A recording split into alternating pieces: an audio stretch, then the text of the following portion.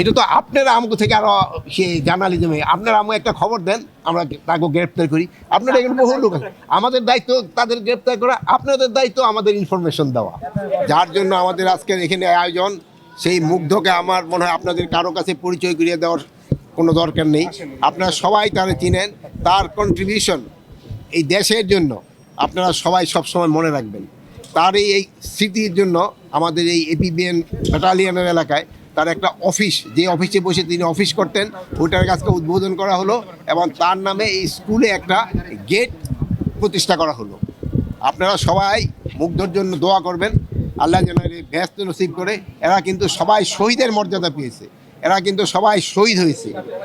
শুধু মুগ্ধ নয়, এই ইসে যারা যারা শাহাদাত বরণ করেছে সবার জন্য আপনারা দোয়া করবেন, এরা সবাই যেন শহীদের মর্যাদা পায়। এবং যারা অসুস্থ আছে তাদের সুস্থতা সবাই কামনা করবেন, এবং যারা অসুস্থ আছে এই সবাই চিকিৎসার ব্যবস্থা কিন্তু সরকার করবে। এদের যদি বিদেশে পাঠানো দরকার হয় তাও ব্যবস্থা করা হবে।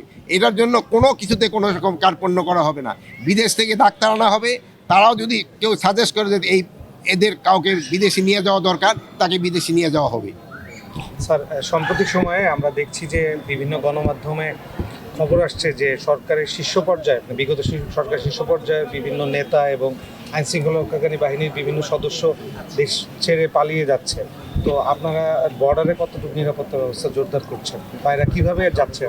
বর্ডারে নিরাপত্তা ব্যবস্থা জোরদার করা হচ্ছে, বা যারা পালিয়ে গেছে তারা হলো 5, 6, 7 এই 3 দিনই সবচেয়ে বেশি পালিয়ে গেছে।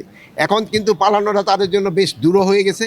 এখন আপনারা দেখবেন এখন পালাইতে গেলে শুধু ওই আমার পুলিশ বা আমার বিজিবি তা না, জনগণই কিন্তু তাদের পিছনে আছে, জনগণই কিন্তু তাদের ধরে ফেলে। এখন পালানোটা খুব একটা সুবিধাজনক তাদের জন্য হচ্ছে না। কিন্তু হ্যাঁ, ওই 5, 6, 7 তারিখে অনেকেই পালিয়ে গেছে, অনেকেই পালিয়ে গেছে।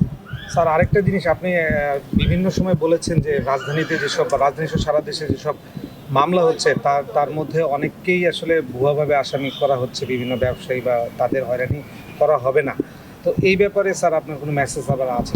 আমাদের মেসেজ হলো, আপনারা সব সময় আগে বলতেন যে পুলিশ বাদী হয়ে মামলা করতো, 10 জনের নাম দিত আর 50 জন দিয়ে দিত বেনামি। এখন কিন্তু পুলিশ কোনো মামলা করছে না, এই মামলাটা কিন্তু করতেছে সাধারণ পাবলিক। এটার ক্ষেত্রে কিন্তু পুলিশের মতো যে জিনিসটা ওইটা এখন সাধারণ পাবলিক করতেছে। তারা 10 জনের নাম দেয়, 100 জনের করে দেয়। এই জন্য আমাদের এটা ইনভেস্টিগেশন হবে, ইনভেস্টিগেশনে যে দোষী সাব্যস্ত হবে তার ক্ষেত্রে অ্যাকশন নেওয়া হবে।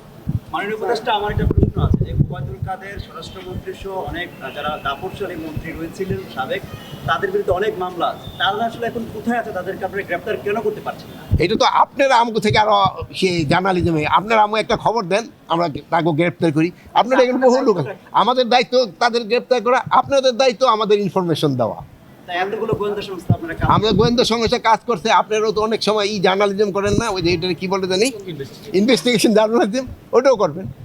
আপনারা আপনারা জানলে তাদের কাউকে ছাড়া হবে না, জানলে কেউ ছাড়া পাবে না।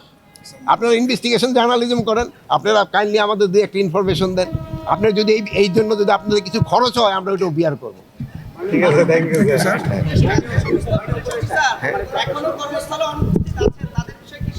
কাদের আইন শৃঙ্খলা বাহিনী, এটা আমি অনেক আগেই বলছি, যারা কর্মস্থলে অনুপস্থিত আছে তারা আমার এই বাহিনীর সদস্য না, তারা ক্রিমিনাল।